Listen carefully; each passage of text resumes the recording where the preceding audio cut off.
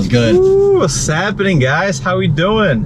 Another episode of Not the Commoners podcast. Another episode of the Debriefings here at the beautiful city of Austin, Texas. We just finished week number 6. Got 15 shifts to go here in Austin, and we floated back and forth a few times again. Definitely an interesting 3 days. It's been a split 3 days though. We didn't work at 3 in a row today, or this time around. We did 2. They were off for what? 2 we were off. We just finished up 1, and we got floated. But yeah, I got some cardiovascular ICU refreshing that I underwent last night. It was a nice little refresher back into my Chicago days. Nothing crazy happened to any of my patients. One was post stent to the LAD, and the other one, I believe he was a cabbage. He just had a chest tube, and he got extubated actually a couple of days ago, but they had to re-intubate him the day prior because he had a COPD exacerbation. So got the full workup, and nothing really crazy going on. Just monitoring fluid volume status last night. Just doing CVPs. I didn't have a swan, so just a central line CVPs. Nothing crazy. CVPs were normal. So for those of you that don't know, normal CVPs anywhere between like 0 to 8, or some people say 2 to 8 or 2 to 6. Anything below, you could say 2 or 0. Sometimes you get a negative number, like a -1 or -2, depending on how like the metrics, the scale is or whatever. But if you're obviously below 2, you're a little dry, a little volume depleted, and if you're above 6 or above 8, you have a little bit of too much fluid on you. One of my patients, one of my patients, he was like in between a 10 and a 12 for majority of the night, so it wasn't a big deal. He was on like 6 to begin with, so he's just chilling. My other guy, he didn't have a CVP, but he didn't. They pulled us fully at 5 p.m. He didn't pee for me all shift. I bladder scanned him at 12, and he had like only like 180, and then at 6 in the morning again he had like 240. I didn't page out to anybody because I saw that they held the Lasix, and I read through some of the notes, and they're thinking he's actually dry. So I didn't even bother paging anybody because they're aware he's dry. So I'm not too weird. He had a little bit of AKI. What was going on? It looked like, so I'm not sure if they're gonna start him on some fluids or what. But he was post-stat. I think post-op day number 2 was it for him, 2 or 3. So it wasn't too complicated. Nothing crazy really happened. All I did was replace some electrolytes for both patients. Yeah, calm, smooth CV night. My first 2 days, I had a crazy psych lady, a young lady that took some meth, got intubated in a different city, came out here to visit her parents, and it was just wild to talk to her because she was a drug fiend, and then she was basically like a 1-to-1 sitter at one point. I had 2 1-to-1s at one point, Suicide and her, and it was super unsafe because no one was able to help me out for like a couple hours. So they sent a tech downstairs from the tele unit. Some shit. What's going on with these meth parties in Texas? Because you had a meth party lady, and then when I got floated to the ER a couple weeks ago, we had a lady that came in for meth as well, and she came to do a meth party here. Yeah, which is wild. It's a drug that's being used in Texas. But yeah, definitely a person like that is manipulative, and they're gonna try to get the best of you. For example, I had to call back and forth, try to get some IV Ativan, some Benadryl. She couldn't go to sleep, so I got some 3 milligrams of melatonin from an NP. I was gonna cuss her out. And the patient told me, "What the F do you think I'm gonna do with this?" So she didn't even want to take it. That's ridiculous. I wouldn't even give 3 milligrams to my hamster. At least give him a 6. Yeah. You know?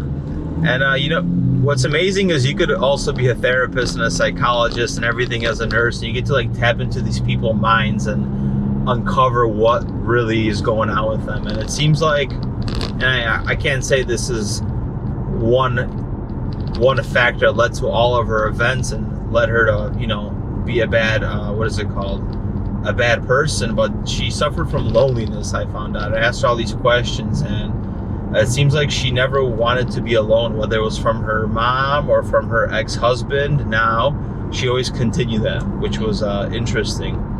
And then in my 3rd night, I actually went to the STICU. So I thought it was surgical trauma, but they actually call it shock trauma ICU. Oh, interesting. So definitely a change of pace. Once again, as a travel nurse, you get thrown into places, you don't know where shit is. My badge didn't work, had to go to security. And I got a patient that just came change of shift. He basically fell, was on Xarelto, suffered an IPH, and all the 9 yards. There's an interesting clotting factor that we drew to see maybe if a patient needs plasma or platelets called thromboplasty or thrombography, and it's a graph of the clotting cascade of your whole entire blood. And based on like this curve, and I don't understand. I had to ask a sticky nurse to kind of explain it a bit. But based on this graph, they understand what should be given, because they understand it on a more real time of what's happening instead of like a PTT. So that was pretty cool. And then I seen the first trauma that got called over hand. There was a motor vehicle accident. A guy on a motorcycle basically crashed. Hemorrhaged spleen, so they had to remove it. They had to somehow put his not liver together, but stop his liver from bleeding, and they resected part of his colon. I low-key wanted to get a bike stub, but when I saw that dude on there, then he had a tattoo on his on his hip that says "Don't die." So freaking full code right there. Yeah. Technically he didn't die, you know. Now looking back, one of my shifts, I had one patient that supposedly overdosed on some Tylenol. She went into like acute liver dysfunction, and like, you know, talking to her and stuff, I feel like the patient probably drank alcohol while taking Tylenol, and then threw herself into this issue. So all the girls out there, they're taking Tylenol for like menstrual cramps or something, watch out. Don't be drinking too much, because I'm sure like alcohol plus Tylenol plus the whole like menstruating situation probably throws everything off like crazy, which probably puts a female at more risk for like this liver dysfunction stuff. And we treated her with acetylcysteine. That's something that we give for Tylenol toxicity, and it's usually given over like 3 bags or three different variety of doses. And she was actually on her 4th, but I just wanted to finish up. And it's crazy because I was reading the notes a couple days ago when I had the patient, and if her liver enzymes don't improve, she could potentially need a liver transplant, which is crazy because she's our age basically, so it's wild. Yeah, I even took care of a 20-year-old that tried to commit suicide too. I wonder if females are more susceptible to this kind of shit. No, I think it goes, well, I don't want to say shit, it's not bad. It's not, yeah. So I looked up some of this data, and it says that more females attempt suicide, but more men actually end up going through it. Yeah, so it's pretty fucked on both ends, it's crazy. It's crazy how, how hard life must be in your head and mentally for you to like want to end it. That's crazy, like I believe in like having the right to like self-suicide, you could say. Like if people have like these really debilitating diseases and it's just like, really hard for them to live and living in pain and anxiety, like I'm totally down for that. I think they do that in Switzerland, I believe, or Sweden. I think it's legal there. Like physician-assisted suicide.